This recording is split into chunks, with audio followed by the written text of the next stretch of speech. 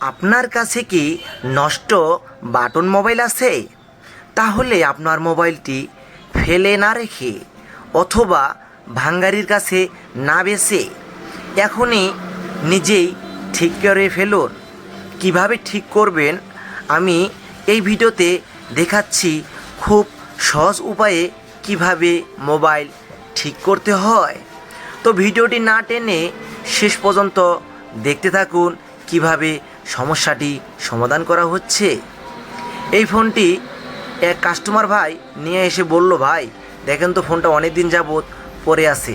পরে আমি দেখলাম যে চার্জিং পোর্টটা ভেঙে নিয়ে আসছে। পরে বললাম, ভাই ফোনটা তো চার্জিং পিনটার সমস্যা, তো বসেন দেখি কি করা যায়।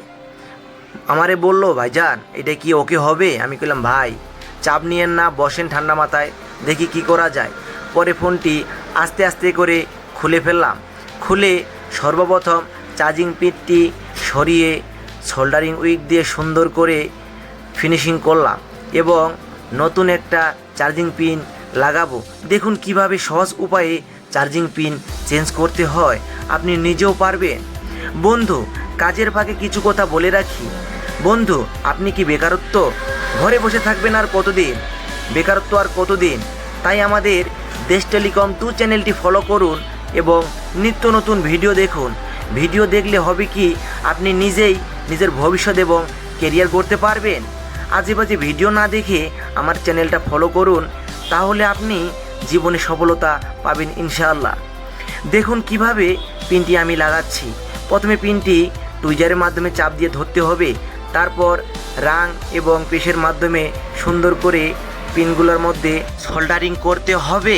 তো দেখুন কিভাবে সোল্ডারিং করতে হয়, খুব নিখুঁতভাবে কাজগুলো করতে হবে। তারপর সুন্দর করে পিনটি মাদারবোর্ডের সাথে বসিয়ে সুন্দর করে তাতালের মাধ্যমে এক প্রান্তে রাং লাগিয়ে বসিয়ে দিলাম। তারপর টুইজারের মাধ্যমে সুন্দর করে লাইনগুলো ঠিক করে নিলাম। তারপর টুইজার দিয়ে সুন্দর করে পাটি চেপে ধরে টুইজারের মাধ্যমে কিভাবে লাগাচ্ছি দেখুন। তারপরে পিনটি চাপ দিয়ে ধরে আরেক প্রান্ত লাগাতে হবে। তারপর সুন্দর করে ঠিক করে টুইজারটি পিছনে ধরে যাতে আপনার হিট না লাগে সেক্ষেত্রে টুইজারটি ধরবেন। সেক্ষেত্রে সুন্দর করে ফিনিশিং করে চাপ দিবেন যাতে পিনটি লুজ কালেকশন না থাকে। পিছনটি সুন্দর করে সোল্ডারিং করে দিবেন। তারপর চাপ দিয়ে ধরে সামনে সুন্দর করে সোল্ডারিং করতে হবে। তারপর দেখুন কিভাবে সুন্দর করে সোল্ডারিং করতেছি। ভিডিওটি কন্টিনিউ শেষ পর্যন্ত দেখতে থাকুন। পরে সুন্দর করে তাতালের মাধ্যমে ফিনিশিং করে সোল্ডারিং করতে হবে। যদি সুন্দর মতো সোল্ডারিং না করেন তাহলে ব্যাটারি কানেক্টারের মধ্যে কোনো প্রকার ভোল্টেজ অ্যাম্পিয়ার শো করবে না। তাহলে কি করতে হবে, সুন্দর করে সোল্ডারিং করতে হবে। তারপর পিনটি টেকসইয়ের জন্য সুন্দর করে রাং লাগিয়ে চার্জিং কেবল লাগিয়ে মিটার দিয়ে চেক দিতে হবে যে চার্জিং পিনটি ঠিকঠাক লাগানো হয়েছে কি না। তারপর মাইনাসে মাইনাস প্লাসে প্লাস লাগিয়ে চেক করতে হবে। আলহামদুলিল্লাহ ভোল্টেজ ঠিক আছে। এখন থিনারের মাধ্যমে সুন্দর করে ওয়াশ করতে হবে যাতে কোনো জায়গায় শর্ট না হয়ে যায়। সুন্দর করে কিপারটি ওয়াশ করে নিলাম, কারণ কিপার লাগানোর পরে অনেক সময় কাজ করে না। সেক্ষেত্রে কিপারটি সুন্দর করে ওয়াশ করে লাগালাম। এখন কিপারটির মধ্যে সুন্দর করে গ্লু দিয়ে সুন্দর করে আটকাতে হবে যাতে কিপারটি নড়াচড়া না করে। তারপর সুন্দর করে কিপারটি মাদারবোর্ডের সঙ্গে সংযুক্ত করতে হবে।